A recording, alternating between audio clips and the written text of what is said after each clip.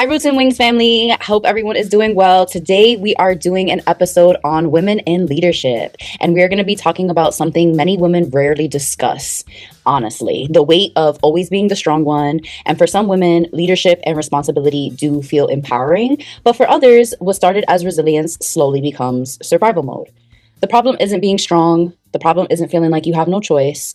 Being the person everyone relies on while quietly carrying more than anyone realizes. With that being said, we have a special guest here with us today, Miss Trish. She is an educator and she is a woman in leadership that we are going to be picking her brain and just talking about how she balances it all. Welcome, Trish.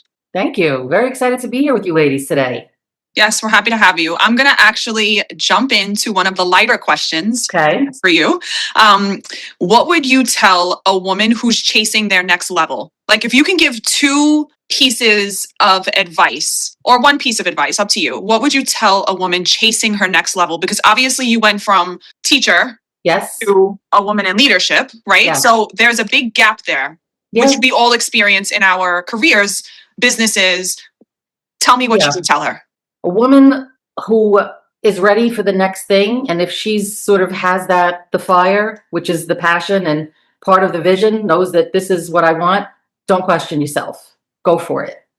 What happens a lot, and it definitely happened to me along the way of, having a very strong feeling about what is right, what I want to have happen, how I want to be in it. It changes, and it changes as you grow and as you develop. But if that's always there, go with that. I've learned to, even though part of being reflective is questioning yourself, maybe questioning those around you. I think get to a point where you have to stop questioning the outside so much.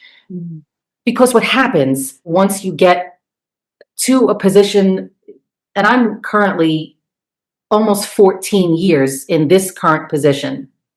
And I remember being very, I want it and I'm going to do it. And I was turning 41 and then you're in it.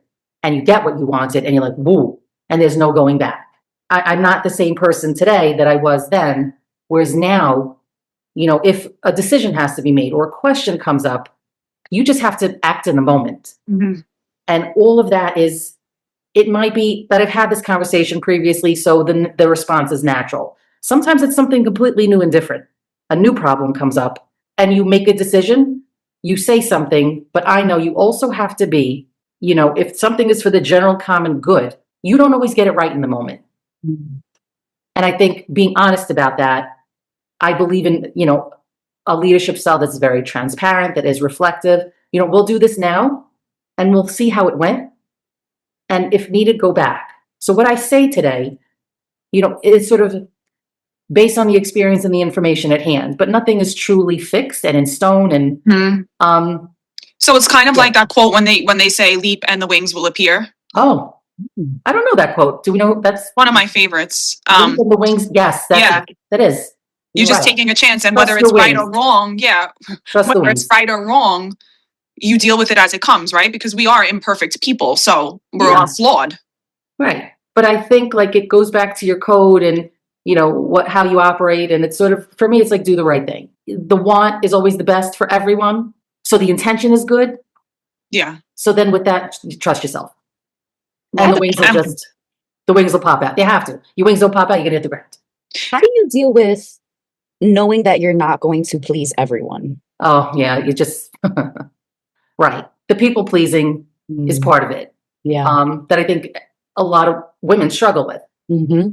Because we're sort of born to, if you look at how males and females are, just how we are so different, our brains are different. But I think knowing why you do certain things. Okay. And because even you have, let's say, a work event, you have to say, is this really a people pleasing thing? And, realizing that I do it because I enjoy it, because I think it's right. And just also, sorry. No, finish your thought. And it went away like a little bird with wings. I was just thinking a woman in leadership has an aerial view, right, of things. Yeah. And so you're making moves, you're making decisions, you're revamping things and reorganizing things. And sometimes the people that are part of that don't always see it from an aerial view. So that, for me as a woman who owns her own business, that would calm my people pleasing tendencies, because you don't always know why I'm changing my prices or throwing out a discount or doing this or making that move. Like, as the leader, you don't have to always inform the people, and they may not always be pleased. Correct. And that's, Nina and I talk about this in our other episodes, to calm the focus and connection to the external, because then, self-concept wise, you're always clocking what somebody is thinking of you or how you're being perceived. So that goes back to what you said about the outside noise. Do you worry? Oh yeah. Worry about how you are perceived or what people think about you? Depends on when you ask me that, what I say. I remember I say, I don't care. Like, it is what it is. And but then realizing that's not 100% true. That's sort of like part of like the humor, and like the faces and the masks that you wear. We all do it. And humans care. You just manage it. Right. You have to get to a place where you are looking. It's the bird's eye view. It's the balcony perspective in educational leadership. Seeing all, like, it's sort of like a game of chess, even with things like hiring. So yes, there are times where you invite the feedback because it is a community, but there's sometimes like I am in this position to make a decision.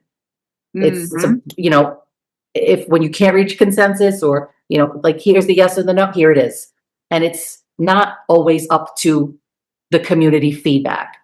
Because I am responsible in positions of leadership. Every boss has a boss. And this happened actually recently when somebody said, well, it would really be great. Maybe you meet one-on-one. And I said, that in an ideal scenario, great. I don't have the time right now. So we're past that. Yeah. So I'll let you know what the next step's going to look like. And it's never to put anybody down. And you develop that over time, like, because my personality is strong. Just growing up in New York, being an Italian American, being a parentified eldest daughter, you don't want to offend, but sometimes, like, I don't want to make you cry, but I wasn't the intent. Here we are. It happens. And there were times when I would beat myself up over that. And there's always like that thinking of like, oh, if only I knew back then. Well, you didn't, because that's part of the development. It's part of growing up. It's part of sticking with it. Your job, your decisions. It's a lot.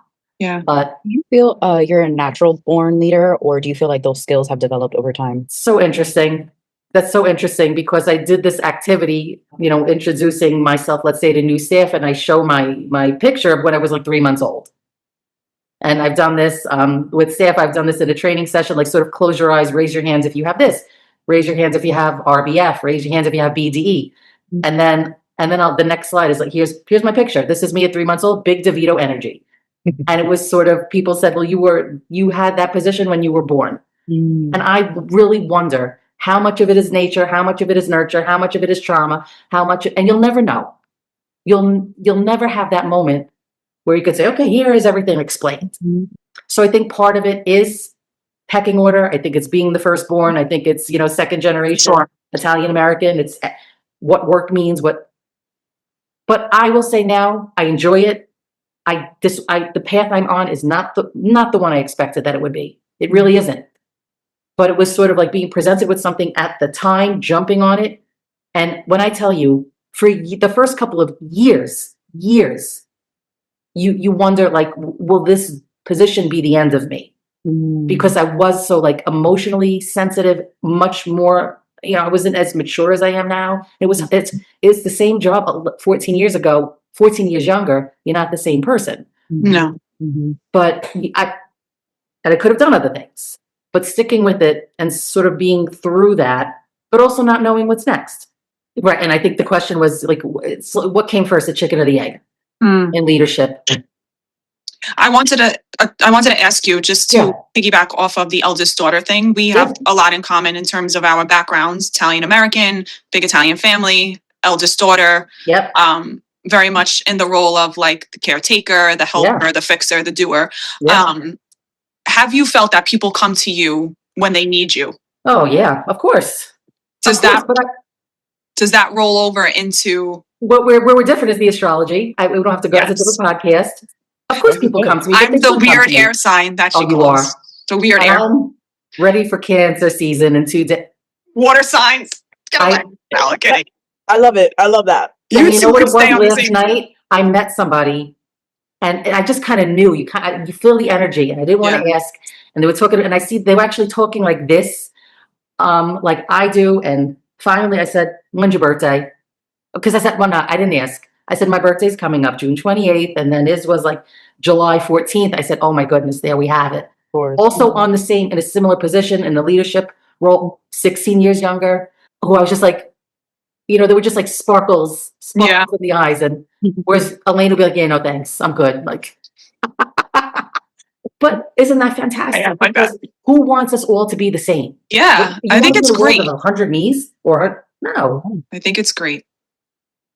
And then I'm always like, what was it? We were talking about what, being an eldest daughter, but Yeah, right. but when people coming to you when they Oh. need something, didn't you once say, or maybe I don't know if it was you, but try Probably. 3 before me? Yes. Okay. So That's I use that. What does that mean? okay. So that's a teacher thing Mhm. Okay. because when I started, I mean, now I probably have more years outside of the classroom than in, but the try 3 than me is okay. There's some people who want you to come. There's some women ask me only. Like I will tell you the right thing. And and I do think we do things a different way if you were an early childhood teacher and if you're a woman, because that's all about the personalities in the room, modifying the environment to the needs of the kids so you can bring out the best. I have taken that. I apply that in an office setting. And I said, you're on 100 kids. It's a big kindergarten, which can be funny, but right. Asking 3 than me, you're turning it back on the community. Go amongst your peers, talk to them. Maybe just in the talking, you answer your own question. Not that I'm not here. I will always be here. But I'm here usually more of a kind of like an emergency. That's why if I'm on a headset, you know, people might say I have no boundaries. But if somebody's popping their head in, it's probably like when the phone rings, it's important. The same thing, and I said this recently, I give my cell phone number to all my staff, right, in case of emergency. And I said, I frequently get any texts. I'll get some. When the phone rings, and one day I was on the phone with somebody else in the office, and I said, well, that's strange, this person's calling. Because people know if you call me, because you've seen it, like, oh my God, Mom, like, why are you calling me at like 2 PM? Yeah. But it turns out, then I saw her, I said, I'm so sorry, like I called her back, she didn't answer. And then I get, oh, sorry, it was a butt dial. But it is a good way to set boundaries because, you know, Absolutely. as a leader, But you are. Mhm. But you know, it's so funny, it was never said. I never said, don't call. I think it's just Right. in how and this is the being seen. Well, it's a This is- teachable moment as well. Right. But it's like I have said, I've talked about my phone. I mean, I'm addicted to my phone. Yeah. But because I use it in a certain way, but you communicate this all the time. And I think it's the boundary setting. You teach people To find their own information. and people will treat you how you teach them to treat you. Totally. So it's kind of like all happening. So yes, ask 3 than me, but you might get, and then I hear when the question does come, well, 3 different people said 3 different things. So then I need to re-clarify. And Yeah. then that's when you might see like an email that went out to everybody. Yeah. And you won't know why. And you don't need to Right. know why. But I Exactly. know it needs to be reminded. Yeah. Well, I need to remind folks. So yeah. So we were talking about we're mentioning sort of some heaviness around being a woman in leadership and the eldest daughter and all these birth orders. And how do you think women stop carrying everyone else's emotions? And do you feel, because in my world, I didn't know that was something I was necessarily doing until it hit me physically. And it took its toll a few years ago, right before I switched jobs. How do you think, because, and we can also even touch upon women and autoimmunity, how that's on the rise and how many women experience that. And it goes back to keeping your emotions in, the body keeps a score. I could go on and on, but I won't. How do you think women in leadership especially flush out everybody else's emotions? God, it's all of it. I'm glad you brought up the body keeping the score, because now I follow my nervous system. I will lean into, and I know when it's good, when things are okay, in your stomach, how you're sleeping or not sleeping. In a way, you're kind of carrying it. In relationships, one is the vessel. It's wanting to be seen and see others or give others that feeling of being seen, you're going to hear a lot. And it's sort of, again, it goes back to your code and what you're here for, and bringing out the best, but doing the right thing. I'm not fixing, and I've said this, And I think I've said it when we were talking about like where trauma comes in the work. I've said maybe not recently, I'm your boss. I'm not your mother. I'm not your wife. I'm not your sister. That's different. But the response would probably be the same in both scenarios, but it's really knowing it's a power thing because you could also abuse your power that way. If you have people think, I will only get the answer from her, everything depends. If she's not here, then you're not doing it. You're doing it wrong. Enmeshment. And that's control. And that's, right. And where does the control come? Wanting to fix, being the oldest. You are parentified because there was a time in your life, when you're very sort of sensitive developmentally and things are happening, but you're kind of like the elder in the village with your siblings, let's say, and you're creating order, you are fixing, you're learning how to do it. I will say though, it was so interesting. The 80s were a really interesting time to be a woman kind of like going through this or thinking about this because we had all of the self-help stuff. And I said, I remember like I was kind of like my bigger sisters were Ricky Lake and Oprah and Sally Jesse, and then it was Dr. Phil and then Dr. Drew. Oh, we were like little armchair psychologists. I'm like, and I felt like, wow, this was, I had tools now. Yeah, yes, things happen, but yes, we can. Like, look at this little, I thought I was kind of running the show, but not really because, however your relationship with your family and your parents, and it's just kind of, and I remember it was trudging along with that until boom, like something happened. Like a significant thing happened in the family, actually around the 4th of July, which I've spoken to staff about. And then it was just kind of like now there was no sort of like when there's no rule to follow, you don't know how to respond or. Just to jump in, certain things that you're mentioning are very heavily in masculine energy. And when we talk energy, it's not specific to gender, right? Because we all hold femininity and masculinity energy within us. And I know that in my world, I can speak for myself, like I do really well in masculine energy when it comes to my job, when it comes to careers, when it comes to the gym, when it comes to like my body goals and things like that. I do very poorly in masculine energy when it's relationships and love. So I'm curious, in your world as a woman in leadership, like, do you feel that just having your title, is it challenging for you to maintain a balance of the two? Do you feel like you lean more into masculine energy because you kind of have to? It's a default for your position? It's that plays so much of a role. It really does. And again, we all have the masculine and feminine in us. Yeah. And that's another thing that sort of changes as you grow and develop and experience life. And it's interesting in our industry that so many of the women in the most powerful positions, most of the people in the most powerful positions are women. And what are we seeing? And do you have that? See, education, you think it's very kind of like all about the kids and it's this and it's like you're the mama earth type. Yeah. But headquarters is not different. It is. And also women in leadership with other men in leadership, think it's not the same. Not the same. You mess up, you misspeak, you misstep, it's different for us. Can you talk so the energy you have to be in, I think, is masculine. And what I really like is, and also having always had, very close to my sisters, but then my friends were always boys and guys. And it's different, sort of the questioning. I get lost when there's too much information and context and story, and it's how men and women communicate. And I feel like it's more effective when it's in the masculine, like it's like doom, doom, doom, like a little bullet points. That's And I know, and we talk about this with men. Well, yes, they are like that. Sometimes they do the first one and they think they're done. Right. And I'm like, no, but and then with the women, and I've said this, not specifically like this. I said, you have to understand. Sort of like I think like that too, especially at work. I'm like, when you give all of this story and context and but her shirt was yellow and there were birds outside. Just get to the men point. are like, what's the question? What do you want me to do? And I think together it's great.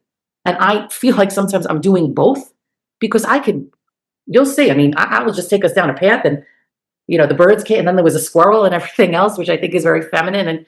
And but then and this is I think your femininity shines in your nurturing aspect. You are a Cancer sun, so that's a really big moon energy. That's very nurturing.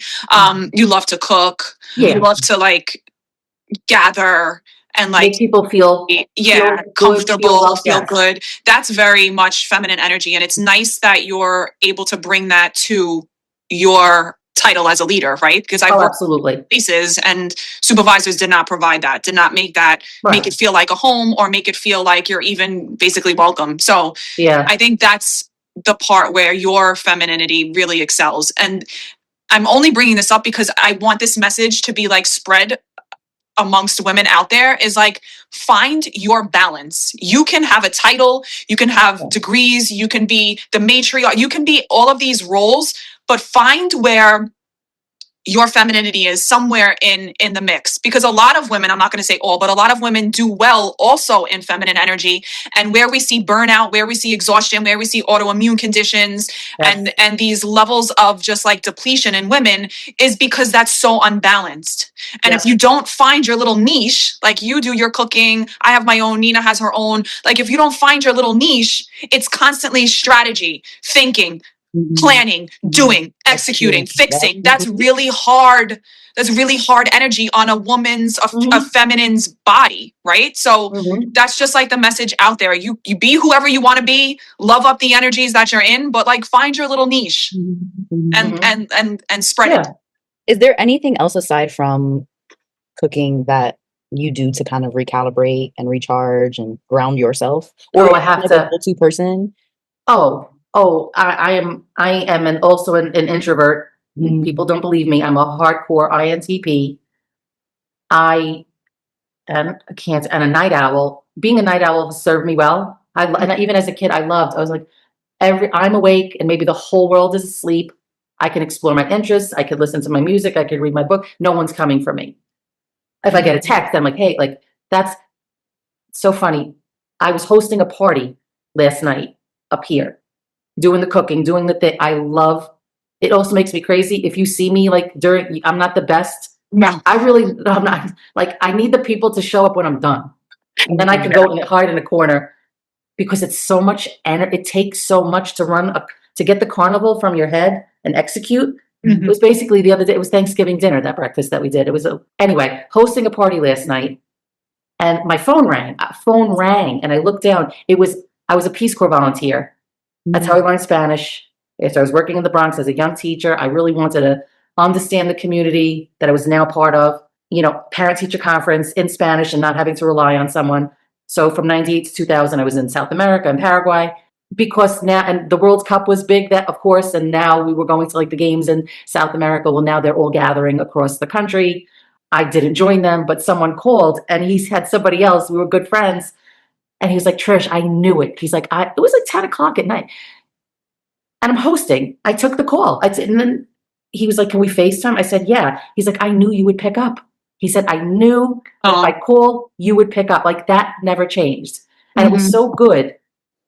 And it was kind of like, I knew everything was fine. It wasn't like, he wouldn't be calling me to tell me something terrible happened. Right. But that opportunity to reconnect, you don't miss that. And and it's sort of like, they come to you for all kinds of reasons. And maybe people are coming to you with a question, but it's really for something else.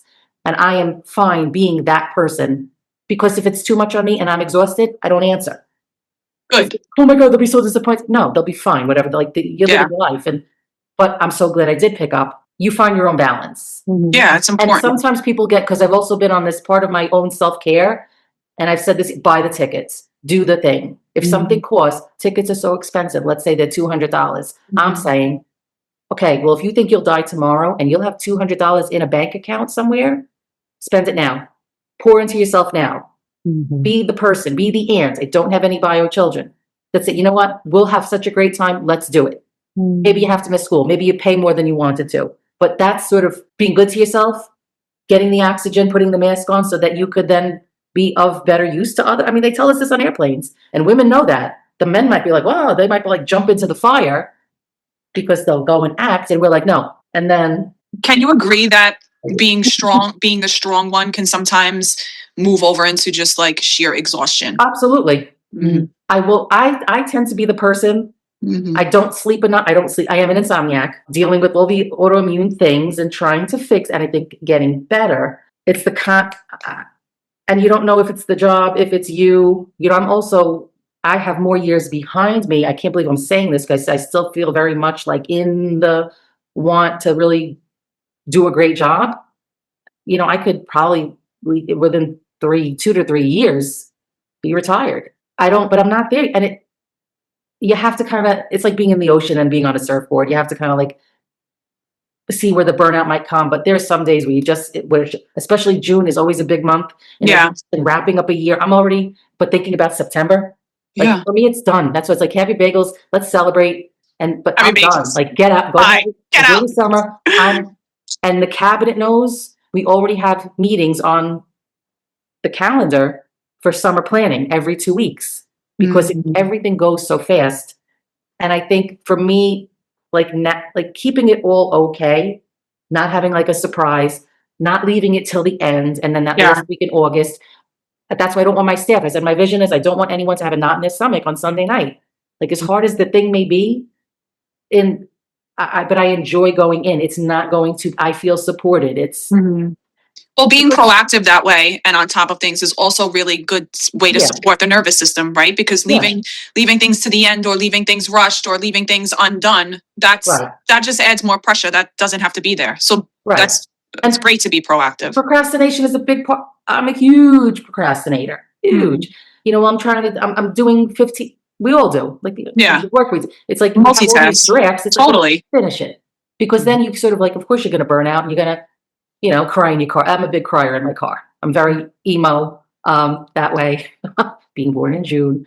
You know, I get schwitzy sometimes if we're talking about, but no, a lot of times on the way, if I put the music on, that's kind of where it all music really is like it's a whole backstory to my entire life.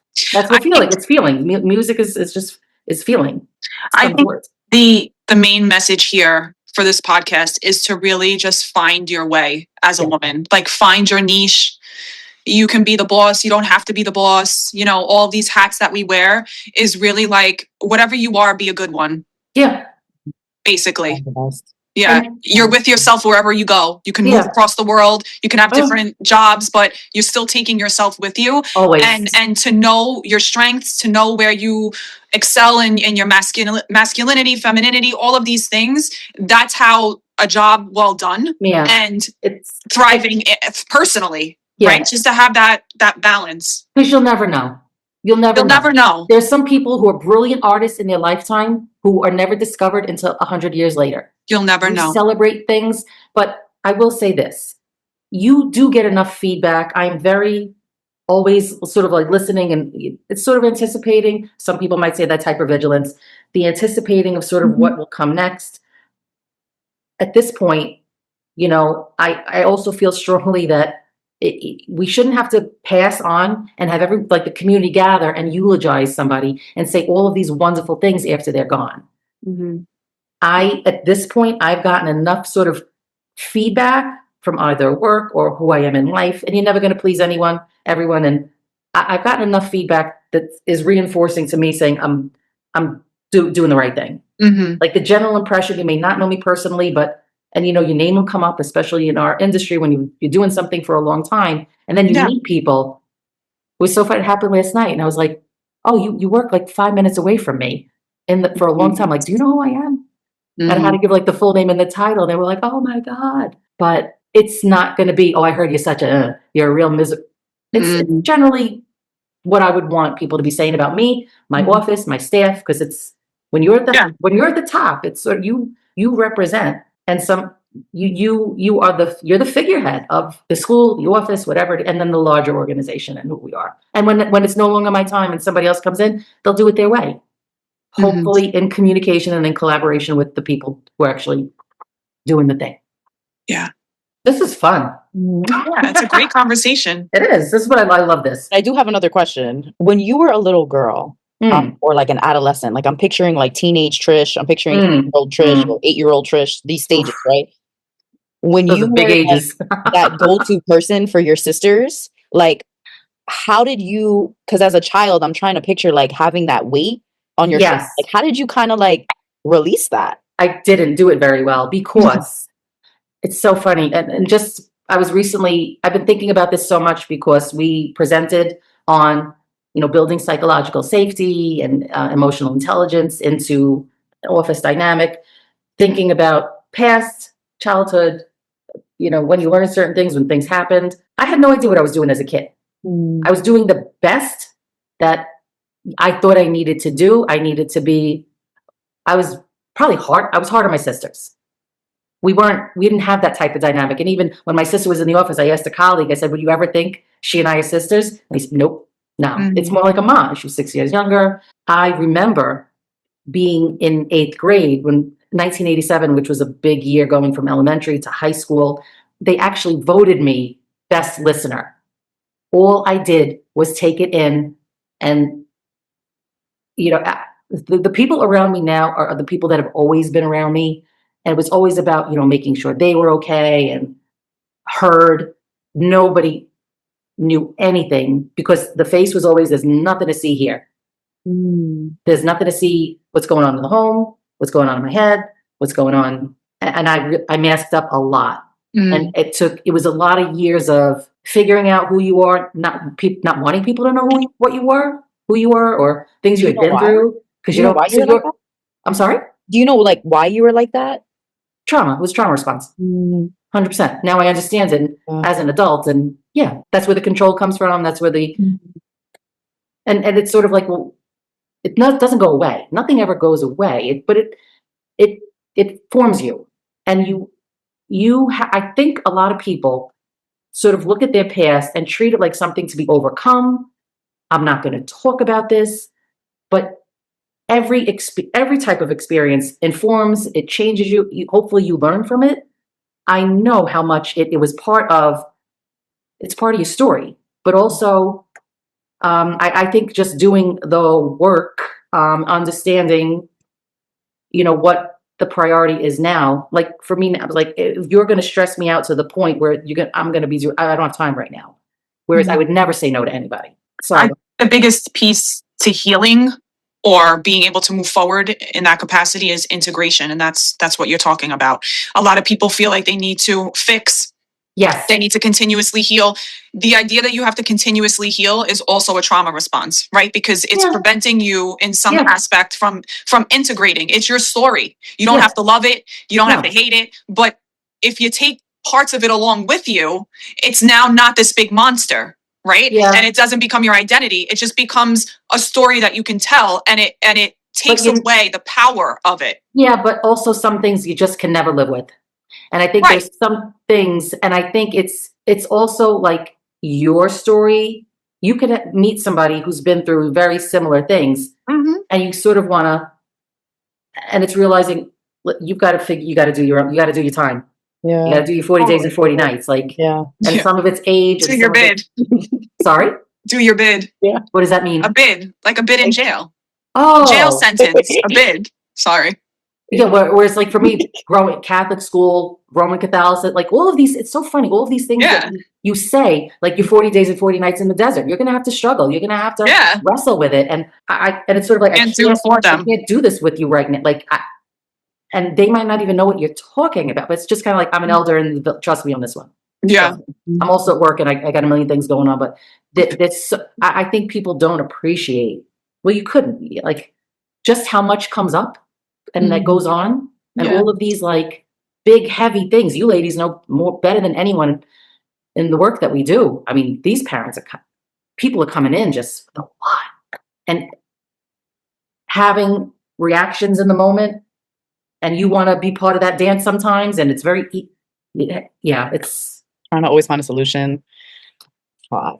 Or not, or others, I want to shut it down. I don't want, I'm going to find consensus. I'm going to tell. Yeah. And listen, these jobs would be easy if there were no people. and I think, and that's a whole other podcast, I think of where we are going in light of the pandemic. And even this, which is all of these online tools that we have and opportunities to connect. But the struggle, the difficult conversation, there's an art to that. There's a need for it. And I'm finding people are less and less comfortable with it. Whereas how funny though, and I'm realizing, I think I said comfortable with my grandmother used to say they're comfortable. Whereas back in the day, women, those women, my God, if we could have them on a podcast now, the things they Imagine. went through, they said nothing. And I think it didn't help to think like they'll always be fine no matter what. You'll never see, maybe you'll have like a big explosive, like an outbreak, a pot falling or something. But going into menopause and not, I will say I'm the oldest one here, hitting 50 and beyond, for sure they were going through the same things biologically. Absolutely. And really struggling. With and no nobody talked support. about it. Yeah. No support. Zero support. Because the men ran the house. It was the men in charge of everything. And yeah. What a time to be alive though. Here we are in 2026. Yeah. So, and we're keeping you ladies of the future. So maybe you'll be doing my job someday. If there's one thing I want women to take from today's conversation is this: you do not have to earn rest. You do not have to earn support. You do not have to earn your worth. And success is not about becoming. If this episode resonated with you, share it with a woman who's carrying too much and pretending that she's fine. Thank you for having me, ladies. This was so much fun. Absolutely. Yes, we loved it. I love talking shop about roots and wings and everything and bada bangs. Bada bangs. Perfect.